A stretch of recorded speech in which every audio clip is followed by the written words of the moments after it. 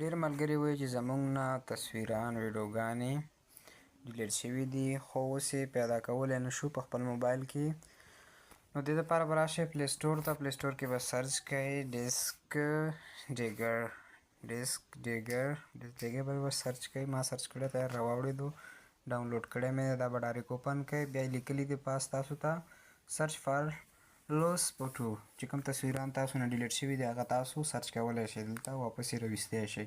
لاندې درته لیکلي سرچ فار لوسټ ویډیوز. چې کومې ویډیوګانې تاسو نه ډیلیټ شوي هغه هم دلته واپس ریکوري کولی شئ. نو زه تصویران دغه کوم. دا ګورئ تاسو دلته 11 فایلز 33 فایلز دا اوس ماته فاونډ کوي، پیدا کوي. او د هغې نه بعد 312 دا ویډیو چې کوم د ټایم ډېر اخلي غټېږي، دا زه لږ سټاپ کوم. هغې نه بعد چې کله ریکوري شي بیا تاسو ته ښیم. دا لاندې لیکل به تاسو ته ښکاري 2342 فایلز چې کوم دي دا ماته دې پیدا کړل. دې په ذریعه باندې دا ما پیدا کړل. دلته وګوره ماته لیکل راغلل سکن کمپلیټ. دې ته به لږ انتظار وکړئ چې کله دا کمپلیټ شي بیا به اوکې کوئ. بیا به دا ریکوري، یو کلین اپ دی بل ریکوري. تاسو به ریکوري باندې کلیک کوئ. پلیز د چیک باکس نیکسټ ټو فایلز یو ووډ لایک ټو ریکوري. نو دا به بیا اوکې کوئ. نو هغې نه بعد چې کوم دی تاسو دا اوکې کړلو. دا ما وختي ریکوري کړي دی د وجې نه.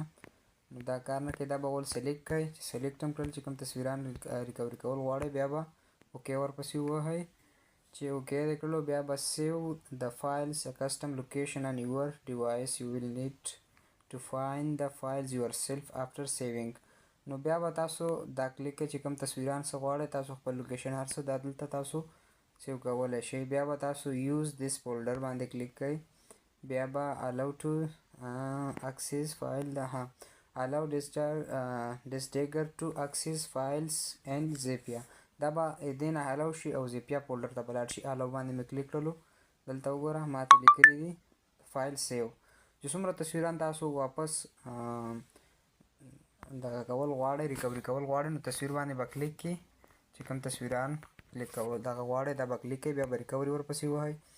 بیا به دا دریم نمبر چې کوم منځ کې راځي دا به کلیک کړئ. بیا به یوز دا لاندې چې کوم لیکل یا دا ووهئ یا ډایرکټ فولډر باندې هم کلیک کولی شئ. ډایرکټ الاو دا تصویران وګوره سیوینګ فایلز. په دې طریقه باندې تاسو خپل تصویران واپس راویستی شئ او خپلې ویډیوګانې لاندې ویډیو طریقه هم همدا ده، په همدې طریقې سره کیږي. خو په یو شرط باندې چې کله تاسو خپل موبایل ته ډیټا نه وي سینډ کړي یا د کمپیوټر نه یا د همداسې زیپیا باندې څه تصویران ویډیوګانې ورته نه وي رالېږلي، کوم تصویران درنه ډیلیټ شي په دغه طریقه باندې واپس بیا تاسو خپل تصویران ریکوري کولی شئ. که ویډیو مو خوښه شوې وي چینل در سره سبسکرایب کړئ ټي ایچ ټیکنیکل او ویډیو در سره لایک کړئ. شکریه.